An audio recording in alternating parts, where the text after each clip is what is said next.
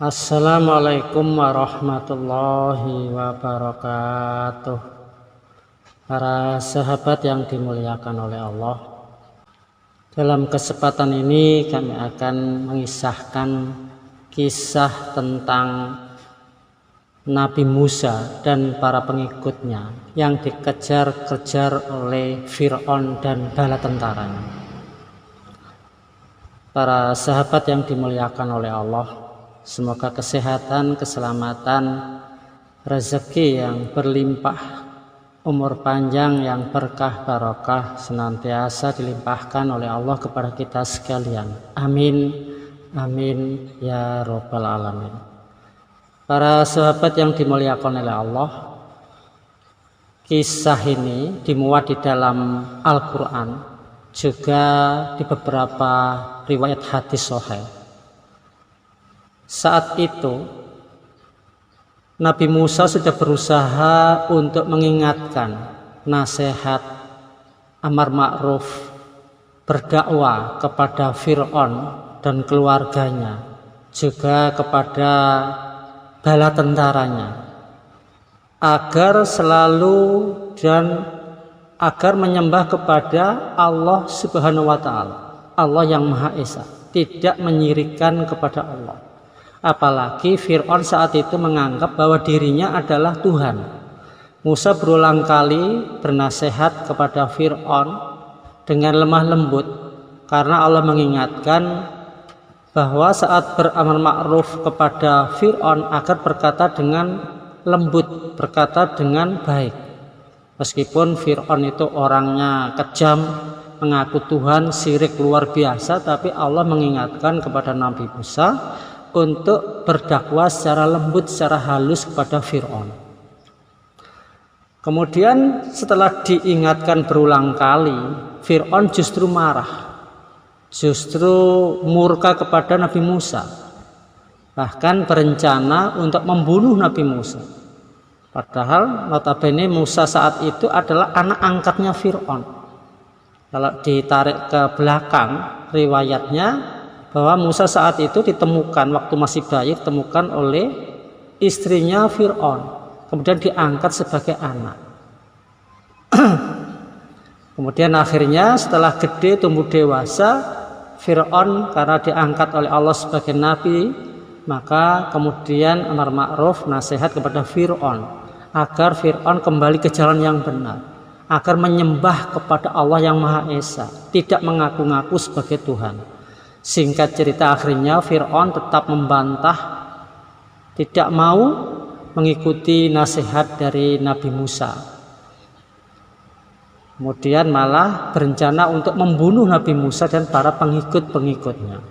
Pengikut-pengikutnya Nabi Musa saat itu adalah orang-orang Bani Israel, dan Fir'aun adalah orang Mesir yang menjajah kaum Bani Israel saat itu.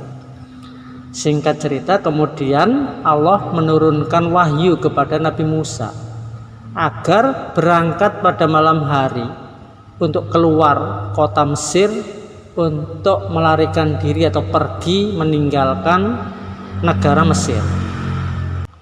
Ahli tafsir mengatakan jumlah pengikut Nabi Musa sekitar 600.000 orang.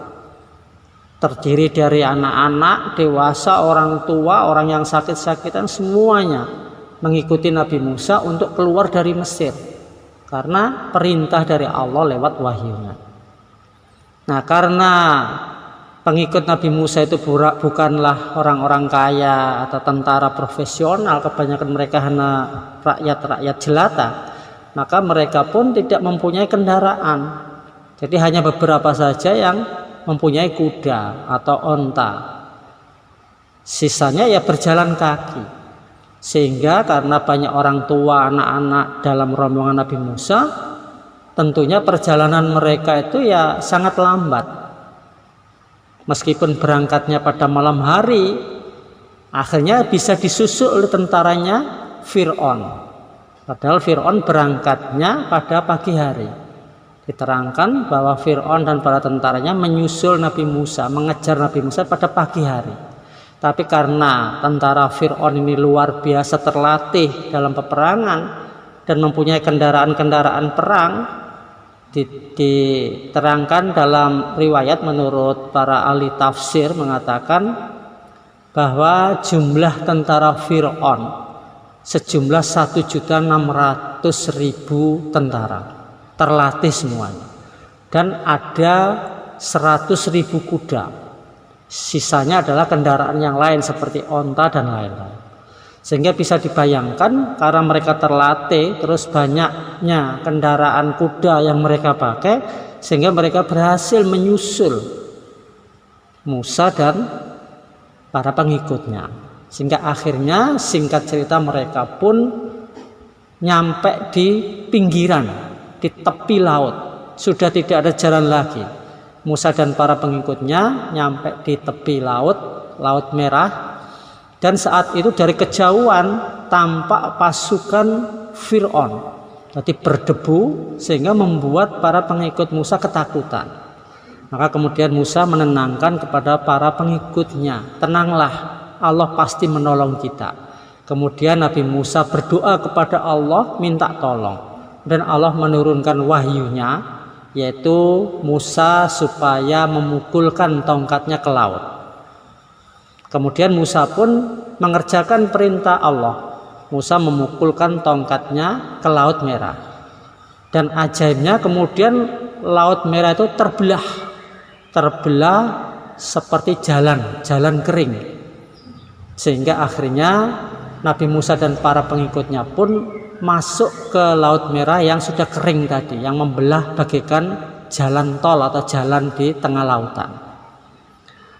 Nah, setelah pengikut Nabi Musa sudah nyampe di tengah-tengah lautan yang kering tadi, bala tentara Fir'aun pun nyampe di situ. Kemudian bala tentara Fir'aun pun meminta kepada Fir'aun agar untuk menyusul masuk ke dalam lautan jalan yang kering tadi. Sebenarnya Fir'aun itu sudah tidak mau, tapi karena istilahnya dipanas-panasi oleh bala tentaranya, istilahnya katakanlah, engkau kan Tuhan Fir'aun, kenapa kok takut, Musa aja berani. Akhirnya Fir'aun pun terpengaruh, sehingga akhirnya bersama-sama dengan bala tentaranya semuanya masuk ke jalan kering di tengah lautan tadi untuk mengejar Nabi Musa dan para pengikutnya.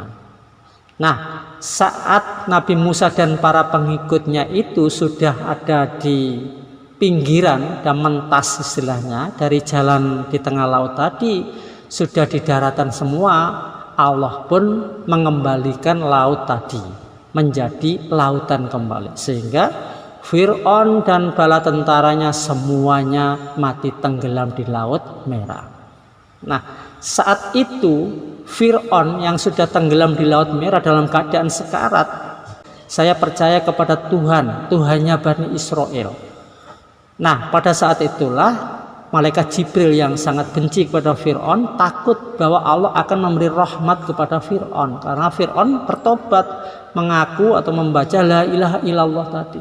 Maka lantas malaikat Jibril menyumpal mulut Fir'aun dengan debu atau istilahnya tanah dari dasar Laut Merah. Langsung disumpalkan ke mulutnya Fir'aun, sehingga Fir'aun tidak jadi bisa bicara, tidak bisa melanjutkan kata-katanya sampai meninggal dunia, sampai mati di tengah Laut Merah. Alhasil Fir'aun pun mati dalam keadaan kafir, dan Nabi Musa dan para pengikutnya selamat kemudian pergi ke negara Palestina. Insya Allah itu yang bisa kami sampaikan, semoga bermanfaat. Wassalamualaikum warahmatullahi wabarakatuh.